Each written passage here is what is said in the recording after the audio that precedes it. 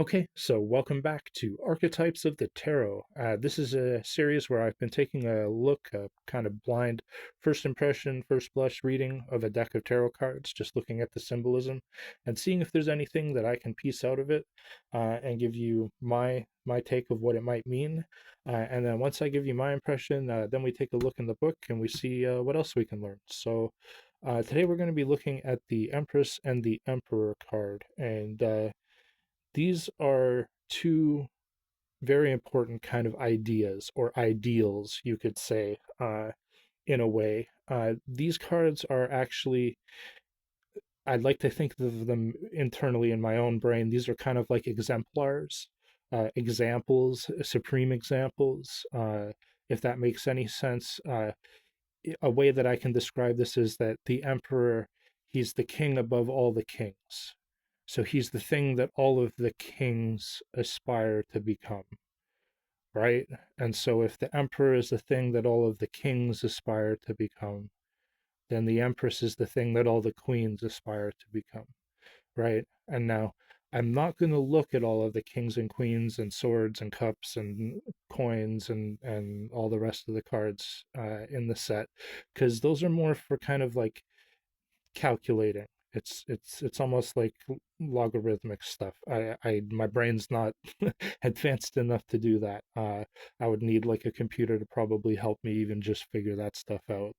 But the Empress and the Emperor, in that sense, it's kind of like the idea of there being something that you can aspire to, or that does exist above all other things in a way, right? The supreme example, right? And so we'll begin looking at the Empress card, which I think is actually like one of the more beautiful cards out of the entire deck, actually.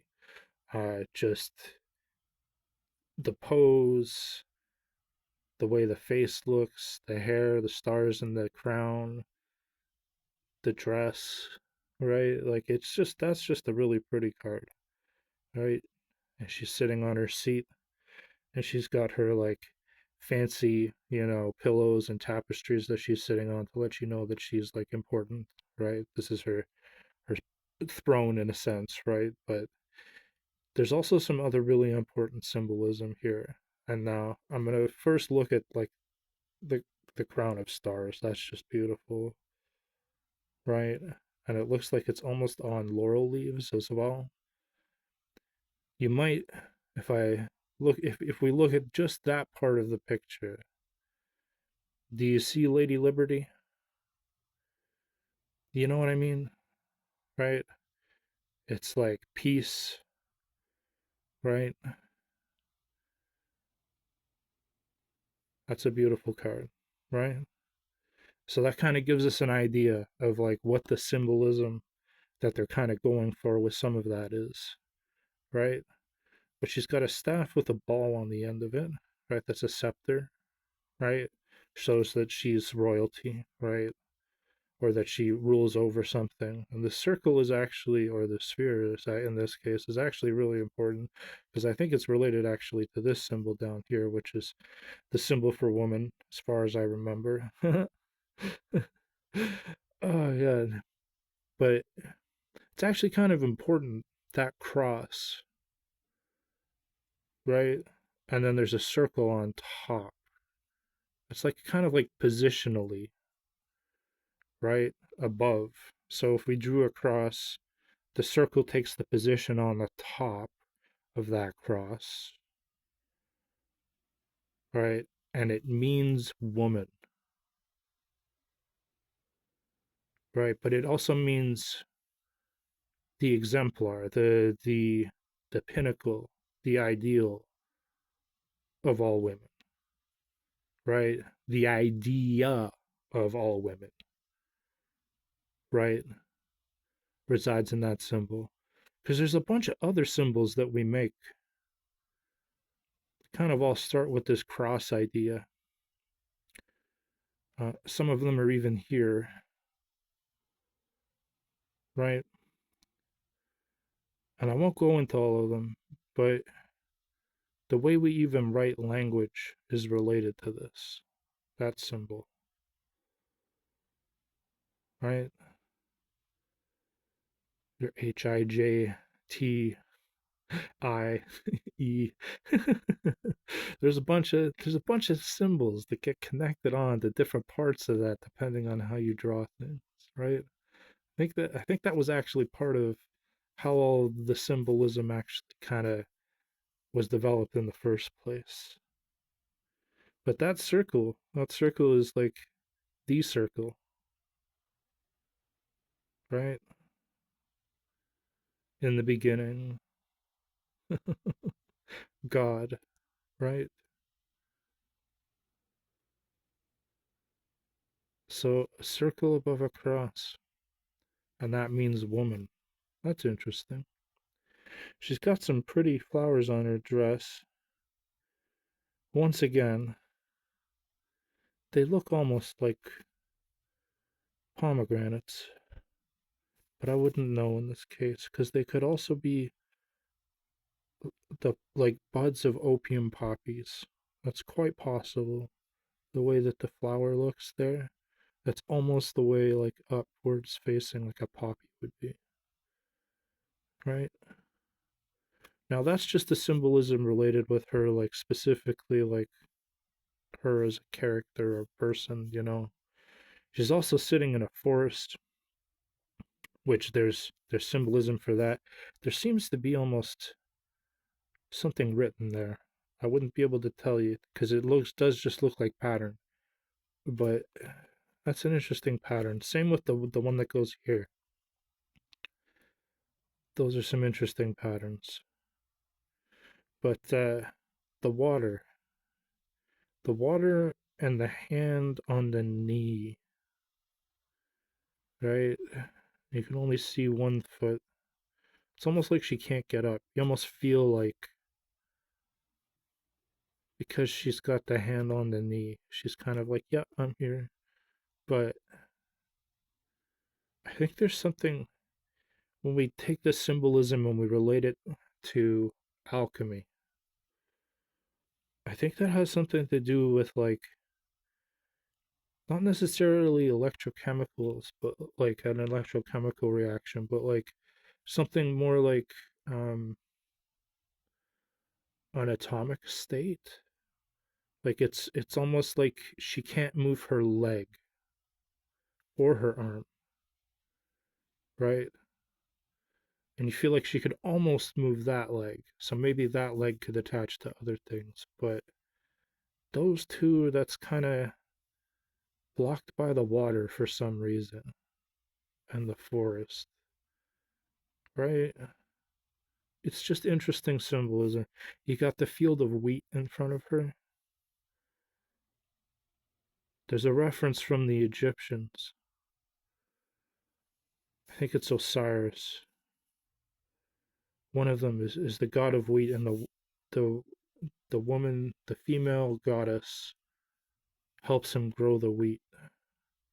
The wheat actually represents like gold and God.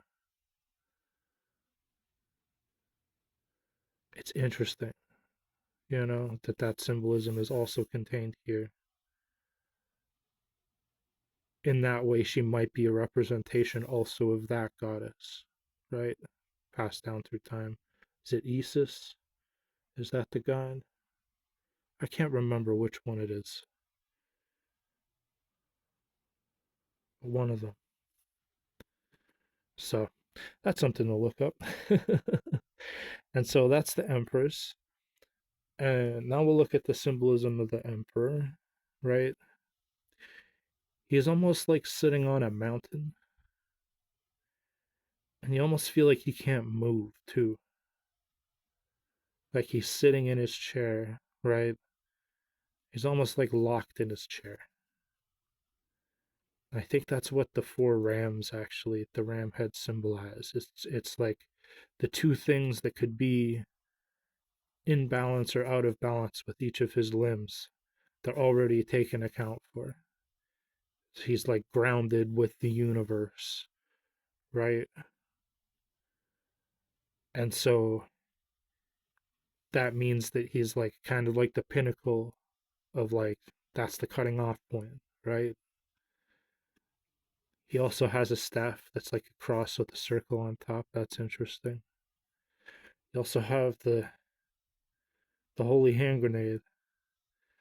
I don't know what the name of that is in Catholicism, but they have one of those symbolically, right? But I think it's the knowledge of two things: how to make gold and how to make gunpowder. Those are the two kinds of discoveries that came out of it, and having the rulership, having the knowledge of how to do all that. But also, this fella might be, electrochemically part of the process. You know what I mean? So in that way, yeah, alchemical symbolism, I think these almost represent acid and base. I could be wrong. You know what I mean? I think that just based on where we are in, like, if this was a scientific process, I think this would be a test that you would do if it was acid and base, but I can't say for sure. Or if it's like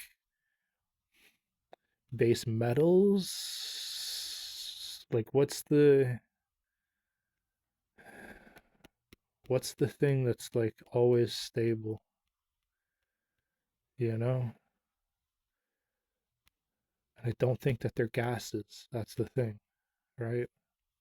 So that's just my rambling on alchemy, right? And if we were to put these into our story allegory, the other style that we've been talking about, which is sort of Star Wars or the other movies that we've discussed in the other videos, how do these two fit in as a story element, right? Well, it's the things that we aspire to be, I think, internally and externally, right? It's almost like, but not just the things that we ourselves internally aspire to be, the things that everybody aspires to, right? The thing that everybody looks towards, regardless of whether like the universe or life or happenstance, the way that their life works out is actually aligned with that, right? It's kind of like the universe does still have like things that exist, right? Like universal truths almost, right? Like it's like the good that we all aspire to do in the world, right? Or that we aspire to be in the world, right? And it sits there and it doesn't have to do anything because it exists in our minds, right? It's that thing that we propel ourselves towards, right? And so that's why he's like he can just sit there and he's the emperor above everything else, right? It's the ideal, right? It's the symbolic ideal of the best that you can be or the thing that you want to aspire towards, you know, if you want to like have a good life and you know, be able to sit on your nice seat of power and just relax, you know? But these things kind of rule us, right? Whether we like it or not in life, right? It's almost like you can choose to ignore the universe, but eventually that comes back to bite you, right? An example I can give is if you're surviving in the wilderness and you have no water, you can choose to ignore that, but it's not going to work out for you, right? It's like you don't have a choice but to, you know, eat, sleep, breathe, all the other things, right?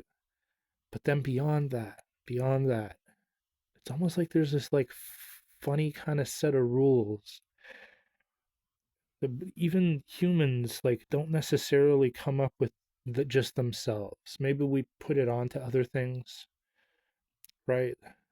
The laws of nature, right? And we look at something and we say that's not fair. Like, oh, that creature eats that other creature. That's not fair, or that wasn't nice that happened to that thing, That's a very human reaction, right? But if we are all natural, how did you arrive at those conclusions? You know what I mean? And it's because there is a thing that you can think about it. There's an idea, right? And there's a way that you can put it into a positive and negative context. And we do that. And when we do that, kind of like makes these two elements of reality exist whether we like it or not. They're always there. Even if humans cease to exist, the fact that we did exist and we had these things kind of proves that that's like a fundamental force of the universe, right? So that's kind of how they fit in as parts of the story, right? It's like, what do we aspire to, but globally, you know? So that's my first impression of those two cards. Now I'm going to take a quick look and read you just the brief summaries of the cards from the actual pictorial key, and we will see what they have to say.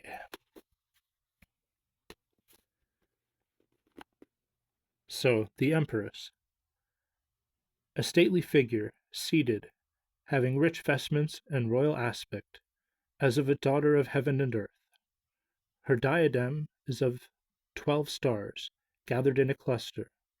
The symbol of Venus is on the shield which rests near her. A field of corn. Now, see, that was always one thing that I had a problem with all of these translations. Corn. When the symbolism for this card was created in Europe, I don't think they knew what corn was. And certainly not how far back the symbolism goes. If we go back to the earliest representations of this goddess, they had no idea what corn was. It was wheat. It was obviously wheat. That's obviously not corn. That's something that they put in the United States. I don't know why. These people are crazy, you know? But that's definitely 100% wheat. So we can scratch that out. So a field of wheat is ripening in front of her, and beyond there is the fall of water. The scepter which she bears is surmounted by the globe of this world, right? So she rules over everything. She is the inferior Garden of Eden, the earthly paradise, all that is symbolized by the visible house of man. Okay,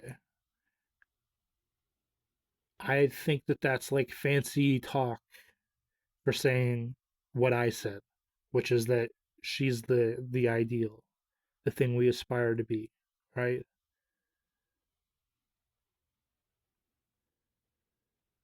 She is not Regina Coeli. She is still Refugium Peccatorum, the fruitful mother of thousands. I think those are both alchemical references, if I had to make my guess, right? There are also certain aspects in which she has been correctly described as desire and the wings thereof, right? The thing we aspire to be, the thing we desire to be, but the thing that propels in that direction, right? But it's actually, there's another card that's the thing that propels you. But this is the aspect of the thing we aspire towards, right? As the woman clothes with the sun, as Gloria Mundi, and the veil of the Sanctum Sanctorum. But she is not, I may add, the soul that has attained wings, unless all the symbolism is counted up another and unusual way. She is above all things universal fecundity and the outer sense of the word. This is obvious because there is no direct message which has been given to man like that which was borne by woman, but she does not herself carry its interpretation.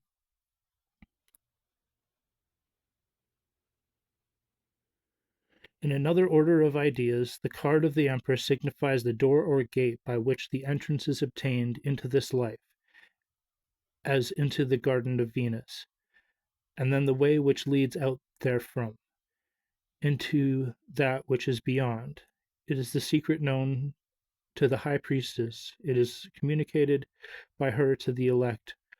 Most old attributions of this card are completely wrong on the symbolism, as, for example, the identification with the Word, divine nature, the triad, and so forth. Okay, I'm going to basically dismiss the last part of that because he's just talking about other stuff. But the important stuff, that was one thing that I was going to pick out about it, right? The symbol of woman, right? Like, there is a school of thought where that's supposedly represents the womb and the entrance and exit therefrom, we shall say, right? And so when they say here, the card of the Empress in another order of ideas, the card of the Empress signifies the door or gate by which the entrance is obtained into this life, as into the Garden of Venus, and then the way which leads out therefrom. That's the idea of the circle that completes, right? The circle that starts life and then has to end, right? Will the circle be unbroken, right? It's like that idea, the Enzo, right? The circle of circles. So that's interesting that that's related to this card. Okay, and then the very next page, we have the Emperor.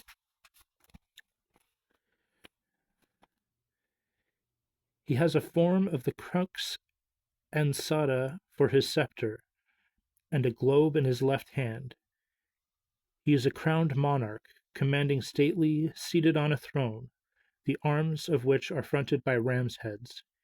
He is executive and realization, the power of this world. Here clothed with the highest of his natural attributes, he is occasionally represented as seated on a cubic stone, which, however, confuses some of the issues. He is the viral power to which the Empress responds, and in this sense is he who seeks to remove the veil of Isis, yet she remains Virgo intacta. That's very interesting. Okay. So they're saying that these two cards are kind of like opposites, right? But it's like opposites attract, but they can't. One can't undo the other, right? So that's interesting. And the idea, executive and realization, um, that's really, really powerful from a psychological perspective. That's what that card means. That would mean that the Empress is the inverse of that idea, in a sense, right? It's really, really, you got man and woman, the idea of man and woman, right? Like the thing that receives and the thing that puts, the thing that gives. We'll put it simply like that for now, right? But in its maximal sense, right? Like those are the two representations, because if that's executive, it's like the two halves of your brain, man, right? Conscious and subconscious, or the executive function. That is literally the executive function of your brain, right? As relates to its psychological inverse. So that's interesting. That's interesting because that's what they're saying that those mean.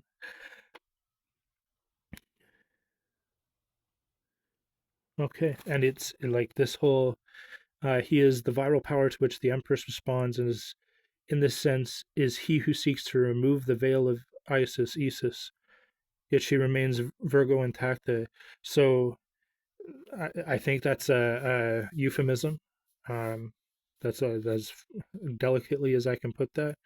And she remains a virgin, even though the Emperor, he is the viral power to which the Empress responds, right? It should be understood that this card and that of the Empress do not precisely represent the condition of married life, though this state is implied. On the surface, as I have indicated, they stand for mundane royalty uplifted on the seats of the mighty, but above this there is a suggestion of another presence. They signify also, and the male figure especially, the higher kingship occupying the intellectual throne, right? Does that kind of relate to what we were talking about that guy, right? Hereof is the lordship of thought rather than of the animal world. Okay, so this is literally your executive function. This is thought, right? The thing. So let's go back and look at the card real quickly. I'm going to finish this, but when you think and you make a decision, well, this is the decision making. Because once you make the decision, you've made the decision and it's final. You can remake the decision, but you remake that decision with the same part of your brain that makes decisions. So this is deciding, right? This is your ability to decide, to execute, right? To perform functions, to do things, right? So that's really important from a psychological perspective, right? And so this has got to be your ability to reflect. This has got to be your ability to take a second look, to take a second chance, like to take a second and look at the information in a different way, right? And see if you can like affect how you're going to make a decision, right? Because it's like if you didn't have those two powers, if all you could do was just make decision, you would die, right? Because you would decide yourself into holes in the ground. You know what I mean? Like it's like you if you don't have the ability to reflect on what you're doing, you're just going to be like, oh, what do I do here? Make this decision? Okay. If that's your whole thought process, and the next thing is, oh, what do I do here? Okay. Those are the only two things you can do. Yeah, it's not going to end well, right? But if you have the ability to reflect, that's why you have peace in the world, peace in your mind, right? From a psychological perspective, you need both of them, right? You still have to be able to make decisions, right? But you also, I get the bounty reference now, right? Because the executive side of your brain, like the executive decision making, can't give you anything, can't give you the abundance of like wisdom and hope and all the other stuff, because this is just raw decision making. This is just yes, no, right? But this one, right? This is like, well, let's think about it. That's what we all do in life, right? It's how we all get past like these, you know, difficult problems, psychological or philosophical problems in the world, right? We think about them, we make our decisions, we live by our decisions, right? But it's because we have the ability to go through both of these functions, right? That's what's like makes us human. All right, it's almost the two sides of your brain, But yeah, so both personalities, after their own manner, are full of strange experience, but theirs is not consciously the wisdom which draws from a higher world. I'll explain the higher world references in just a second. The Emperor has been described as a will in its embodied form, but this is only one of its applications. So that would be your executive function, will, your ability to make a decision, will yourself upon the world, right? And B, as an expression of virtualities contained in the absolute being, but this is fantasy. So it's only the first one, as an expression of virtualities contained in the absolute. Okay, I'm going to explain that. That's that the absolute being and the higher world are related. What they're talking about there is God, right? And heaven, right? And they're saying that these two ideas, these two ideals, and your executive function, all the other things that we talked about, they still exist underneath heaven, They still exist underneath the idea of God. So God exists above them, right? That's why the sky is gold and orange, right? It's like that presence is always going to be there. They can't do anything about it. They're not even in conflict with it, right? It's just that what the stuff is saying about the higher being in the world or whatever is that some people think that these symbolize things that that's trying to tell you, right? It's like that this is a messenger from God or this is a messenger from God. They are in a way, right? They are in a way, but not in the direct way, not in the direct sense, right? It's kind of like both of these are still subject to the laws of the universe, right? And that's kind of what makes them what they are. So even they don't have the power to change things, right? So even though you're the emperor and the empress, you're the thing that we all look towards and want to become and want to, you know what I mean? We aspire to be one day. You can't overcome their limitations, the things that limit them in the universe and life and death and anything. That's just the way things are. So that is my little rambling spiel on the Empress and the Emperor. Two very interesting cards, I must admit, but really powerful ideas. And yeah, I think I even learned some stuff myself there, which is, the executive function part. That's really interesting. But yeah, definitely some stuff to think about and reflect on as far as what that all means. So thank you for joining me. I had fun doing those two, and I look forward to doing the next card in our series, which you can see up in the corner. And yeah, if you guys enjoy listening to me ramble about strange symbolism and crazy ideas having to do with tarot cards, yeah, please like, subscribe, comment, share, all that fun stuff. And join me again next time where we'll be continuing the series at some point, I'm sure, in the future. So we'll see you then. Have a good one.